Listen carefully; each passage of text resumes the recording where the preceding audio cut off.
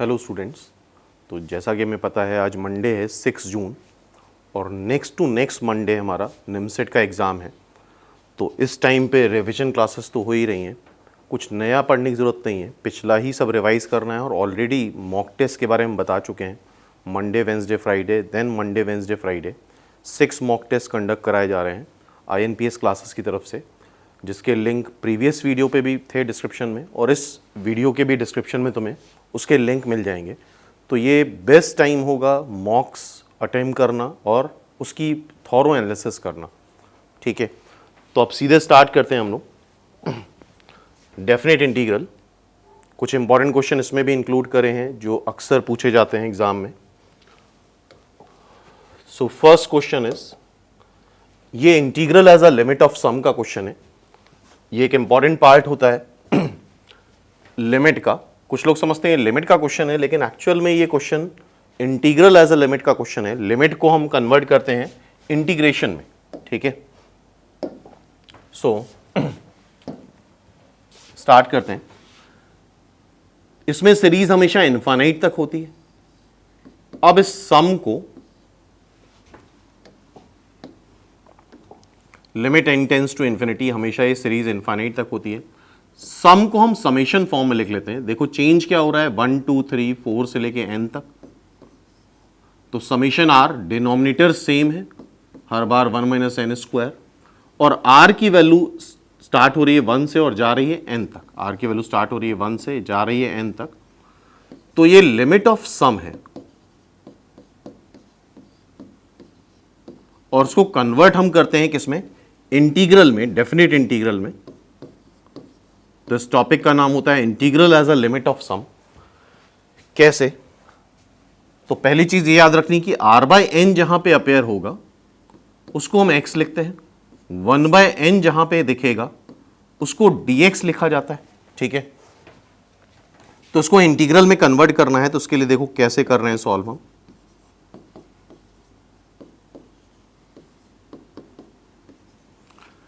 नीचे से n square common ले लूं,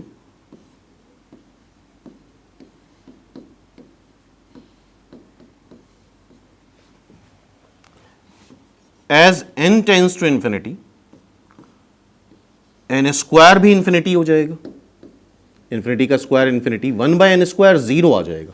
1 बाय n स्क्वायर 0 आ जाएगा। इस n स्क्वायर को देखो कैसे लिख रहे हैं, limit n tends to infinity summation r की वैल्यू 1 से लेके n तक। ये वाला जो n स्क्वायर है इसका एक 1 बाय n बाहर कर लूं और 1 by n r by n में कर लूं, और नीचे ऐसे ही लिखा रहने दो 1 by n square minus 1। Now 1 by n square तुम्हारा 0 हो जाएगा। 1 बाय n स्क्वायर क्या हो जाएगा, 0। r बाय n की जगह x लिख लो और 1 बाय n की जगह, r बाय n की जगह x, 1 बाय n की जगह dx। आई होप ये बात समझ में आ रही होगी। और लिमिट ऑफ सम को कन्वर्ट कर लेंगे हम इंटीग्रेशन में।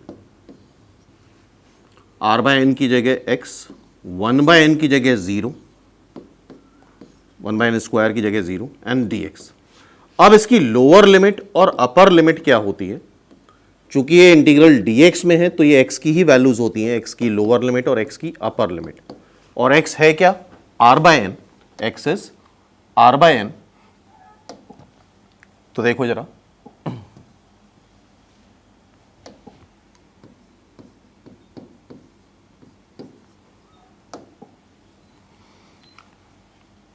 सबसे पहले हम बात करेंगे लोअर लिमिट की। तो r की लोअर लिमिट है 1, 1 रख दो यहां पे, r को रखो 1, तो x आ जाएगा 1 by n, n tends to infinity पे 1 बाय n, 1 बाय इंफिनिटी 0 आ जाएगा। क्लियर है? तो ये लोअर लिमिट हो जाएगी, इसकी माइनस साइन बाहर निकाल लो, 0। और r की अपर लिमिट है n, r की अपर लिमिट देखो क्या है, समेशन साइन में n। तो अपर लिमिट के लिए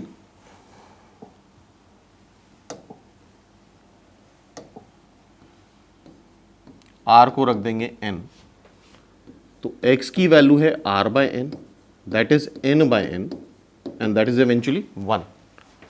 सो it is 1 x dx, minus sine बाहर निकाल लो, एक्स स्क्वायर बाई 2 होता है एक्स का इंटीग्रल, सो ये एक्स हो जाएगा 0 से 1,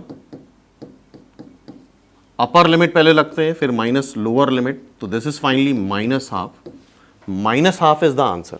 क्लियर है? तो it's answer is minus half, so second is the answer. तो आई होप ये बात क्लियर हो गई होगी, आर बाय एन की जगह एक्स, 1 बाय एन की जगह डी एक्स, और किस तरह से हमने इसको कन्वर्ट करा है। ठीक है, तो integral as a limit of sum भी हमारे सिलेबस में है, काफ़ी स्टूडेंट पूछते हैं क्या ये सिलेबस में है कि नहीं है, तो ये सिलेबस में होता है हमारे निमसेट के सिलेबस में। Next question is this second, ध्यान से देखो उसको।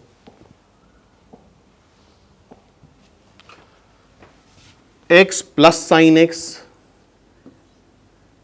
नीचे है 1 प्लस कॉस एक्स, तो सिंपली साइन एक्स को कन्वर्ट कर लो 2 sine x by 2 cos x by 2,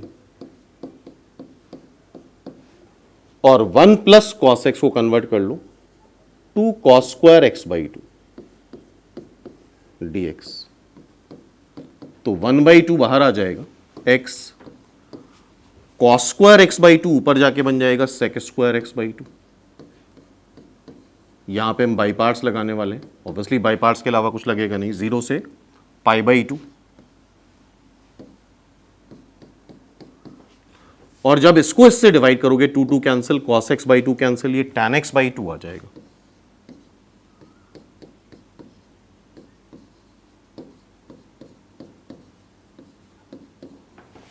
तो आई होप इतना क्लियर है।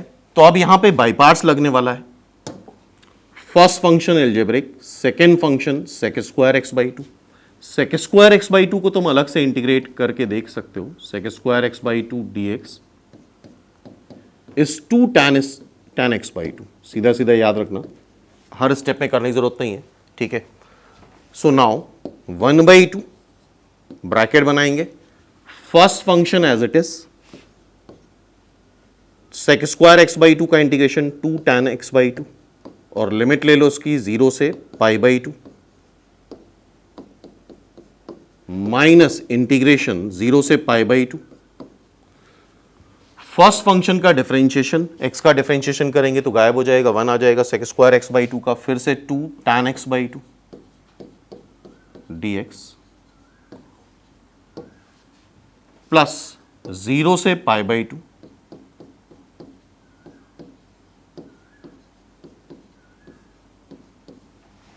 क्लियर है?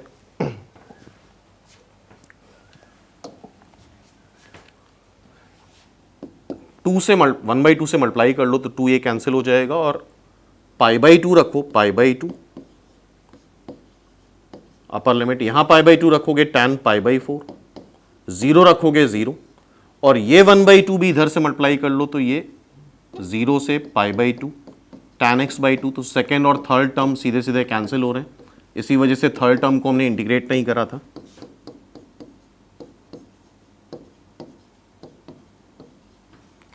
तो ये दोनों कैंसिल हो गए, tan पाई बाई 4 आता है 1, so this is finally pi by 2, तो इसका आंसर हमारा पाई बाई 2 आ रहा है।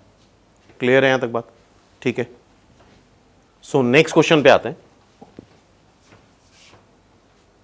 और डेफिनेट के काफी सारे शॉर्ट ट्रिक भी हम डिस्कस कर चुके हैं प्रीवियस वीडियोस में, उसका लिंक भी तुम्हें डिस्क्रिप्शन में मिल जाएगा। जैसे कि ये क्वेश्चन भी एक शॉर्ट ट्रिक पे बेस्ड है, आई होप ये सबने पढ़ा होगा, a to b fx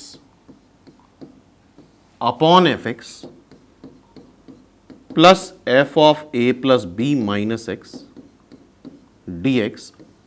अगर ये फॉर्म है तो उसकी value directly b minus A divide by 2 आती, इसकी वैल्यू क्या आएगी, b minus A divide by 2। तो ये एग्जैक्टली यही फॉर्म है, a है 0, b है पाई बाई 2, तो a प्लस बी हो जाएगा 0 plus pi by 2, pi by 2, तो x को रिप्लेस कर दो पाई बाई 2 माइनस एक्स से, cot pi by 2 minus x,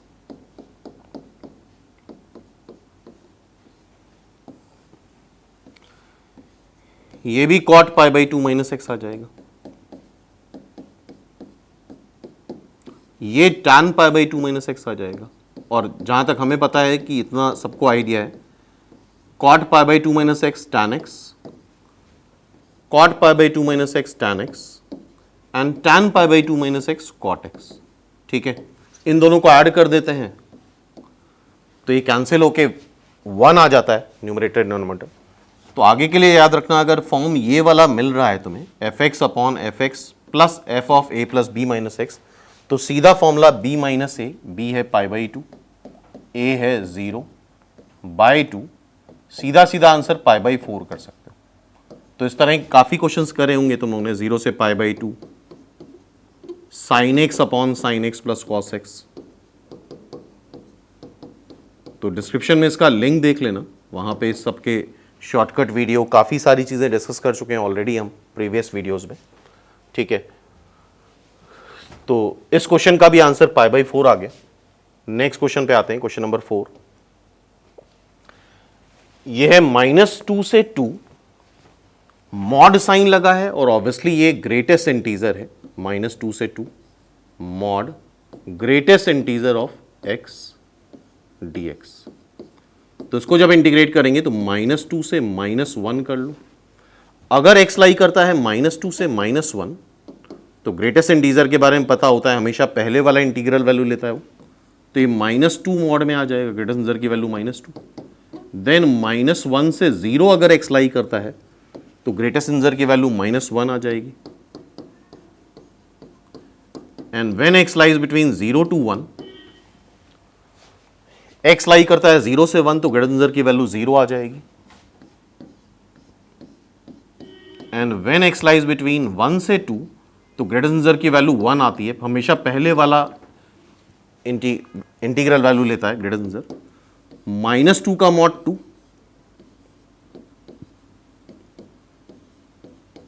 -1 का mod 1,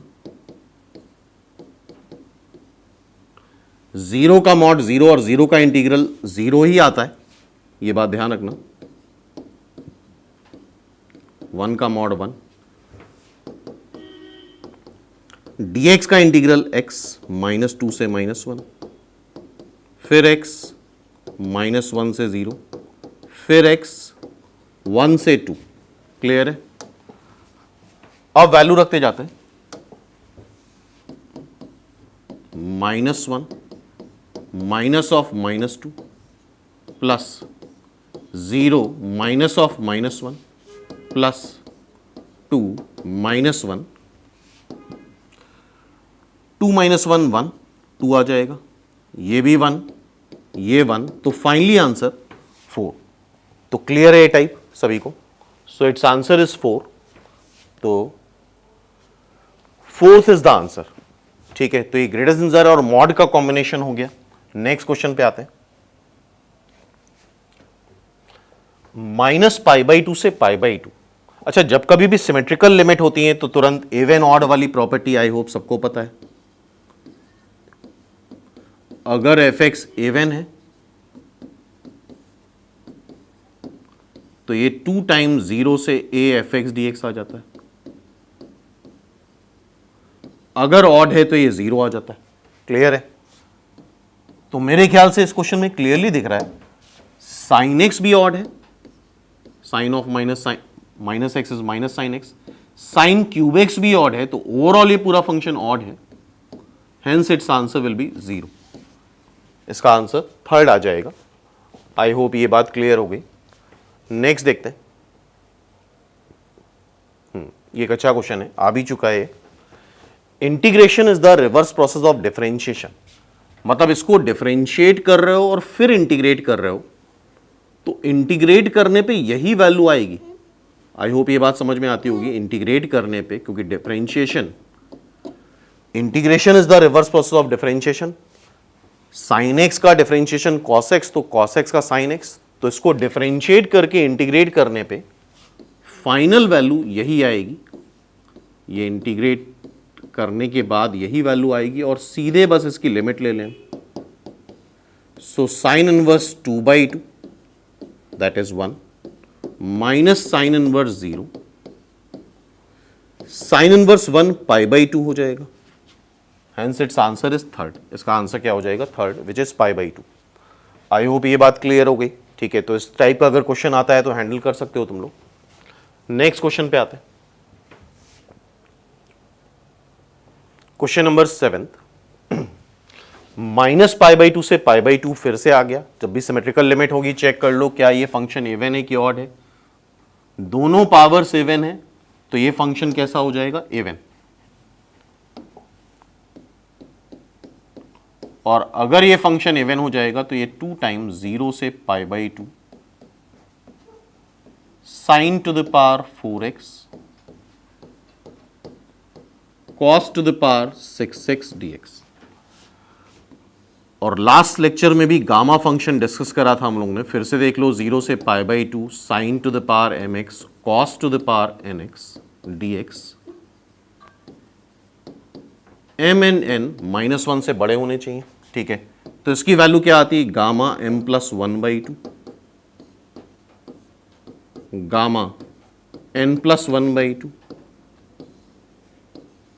2 times gamma m + n + 2/2 gamma n + 1 n times gamma n होता है, गामा 1 1 होता है, गामा हाफ √π आता है। और ये भी डिस्कस करा था हमने, गामा किसी भी नेचुरल नंबर का निकालते हो तो n-1 फैक्टोरियल आ जाता है। लाइक गामा 5 अगर निकाल रहे हैं तो 4 फैक्टोरियल आ गया। गामा 7/2 हमेशा इसी तरह के नंबर बनते हैं, 7/2 5/2 9/2, या गामा 4 5 6 बनेगा। तो गामा 7/2 है तो उससे छोटे वाले जितने भी ऑड इंटीजर्स हैं 5/2 3/2 1/2 इंटू √π, इस तरह से लिख लो, ठीक है।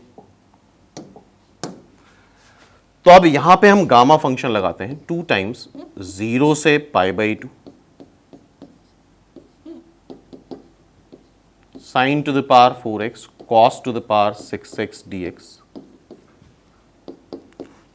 तो यहां पे आ जाएगा गामा 4 + 1/2 गामा 6 + 1/2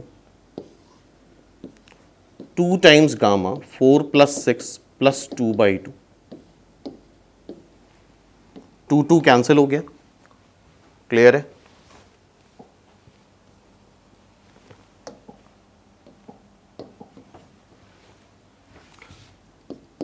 यह आएगा gamma 5/2 gamma 7/2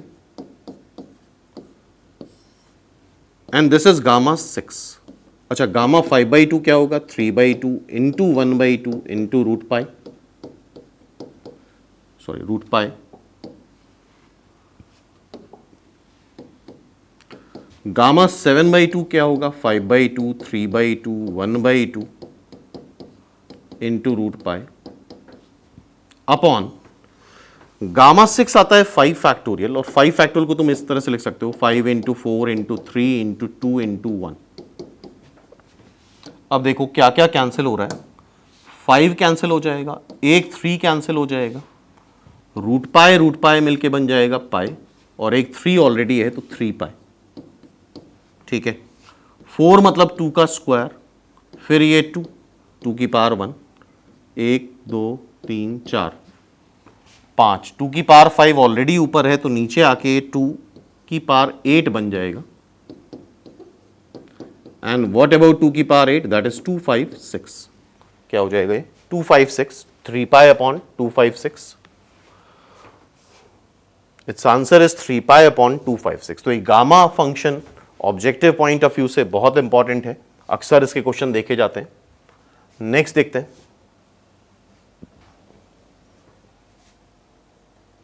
8th question. 1 upon quadratic है तो उसका जनरल तरीका क्या है, परफेक्ट स्क्वायर बना ले। लेकिन यहां पे ये एक और तरीका है, ये इजीली फैक्टराइज भी हो रहा है। और जब कभी भी इस तरह के लीनियर फैक्टर आए और जहां पे x का कोफिशिएंट सेम हो तो वहां पे हम पार्शियल फ्रैक्शन का पूरा मेथड ना लगा के सीधे सबट्रैक्ट कर दें, और सीधे सबट्रैक्ट करके देखो यही वैल्यू आ रही है। तो इस तरह से भी सॉल्व कर सकते हैं, ठीक है। तो इसको सेपरेट कर लेते हैं, 2 से 3 1 अपॉन x माइनस 1 dx, 2 से 3 1 अपॉन x dx, यह आ जाएगा तुम्हारा ln x माइनस 1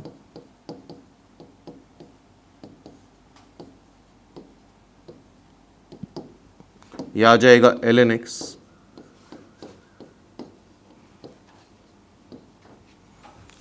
थ्री रखो जरा यहां पे तो ln 2, 1 रखो, 2 रखो तो ln 1,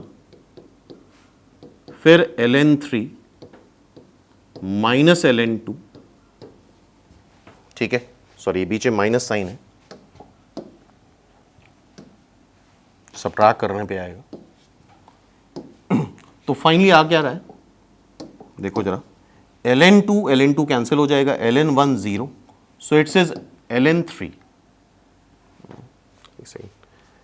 ln 3, तो this is 2 and minus ln 1 and ln 3 minus ln 2, ln 3, यहाँ पे जो मिस्टेक है वो ये है, ये माइनस साइन होगा, ये प्लस बना दिया है, तो अब ये आ जाएगा, ये हो जाएगा ln 3 माइनस ln 3, ये ln 2 plus ln 2, 2 ln 2, ln 1 0 होता है माइनस ln 3, 2 ln 2 हो जाएगा ln 4 माइनस ln 3, मतलब ln 4/3, third is the answer. तो इसका आंसर क्या आ रहा है, थर्ड। क्लियर है। Now question number 9th। अब 9th क्वेश्चन पे आते हैं। अब ये क्वेश्चन जो है वो पीरियडिक फंक्शन पे बेस्ड है। ये प्रॉपर्टी आई होप सबने पढ़ी होगी कि एफ एक्स का पीरियड अगर टी है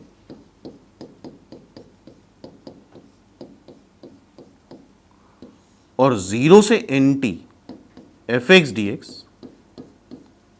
N is a natural number, तो ए एन बाहर आ जाता है और ये 0 से T f x d x हो जाता है। ठीक है, और तुम लोगों को ये पता होना चाहिए एक्स माइनस ग्रेटेस्ट इंटीजर है, इसका पीरियड 1 होता है, तो e to the power x minus greatest integer का पीरियड भी 1 आ जाएगा। तो ये जो इंटीग्रल है ये है 0 से n मतलब 1000 into 1 e to the power x minus greatest integer x dx। 1000 बाहर निकाल लो, 0 से 1 e to the power x minus greatest integer x dx। x lie कर रहा है 0 से 1, अगर x लाई कर रहा है 0 से 1 तो ग्रेटेस्ट इंटीजर x हो जाएगा 0, तो ये हो जाएगा 0 से 1 e to the power x dx। e to the power x का हमें पता है integration e to the power x होता है 0 से 1, so this is finally e to the power 1 minus e to the power 0, that is 1.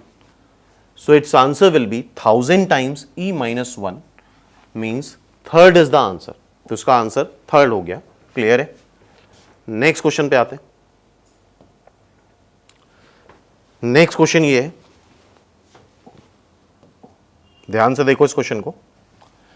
0 से पाए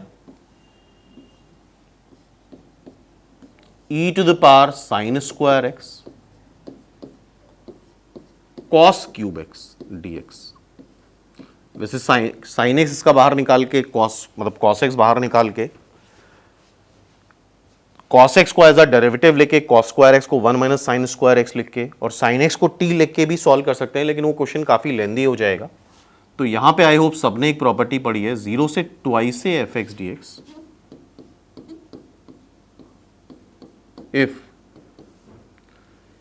f of twice a minus x F x है तो ये 2 टाइम्स 0 से a F x d x हो जाता है, और f of 2a minus x अगर माइनस एफ एक्स है तो ये वैल्यू 0 आ जाती है। तो 2a की जगह लिखा है pi and this is our f x, तो f of pi minus x कर लो,